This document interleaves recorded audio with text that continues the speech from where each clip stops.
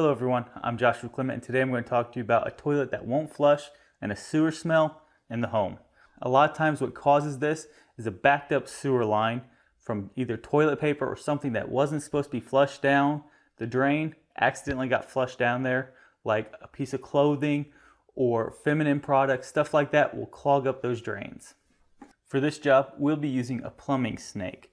It's best if you can get it into a vent on your plumbing lines or a clean out rather than going through the toilet. If that's not an option, you can always go through the toilet to clean out that clog. So what we'll do here is we'll pull out the snake line and shove it through the hole in the base of the toilet. You want to work it on through the trap in the back of the toilet, and you're going to keep pushing it down through there until it hits a stopping point, which is most likely your clog. After you've reached your clog, you're going to take the line and push this carrying case as close to the base of the toilet as possible. Then you'll lock your line and begin to spin the snake.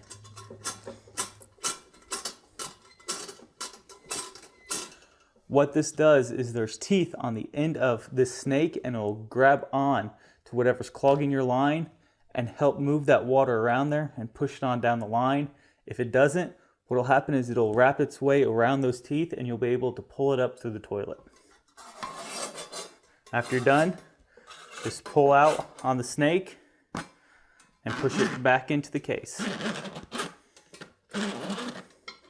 Doing this job yourself can save you a lot of time and money from having to wait on that plumber to get over there and actually do the job for you. Thank you all for watching, and good luck with this project.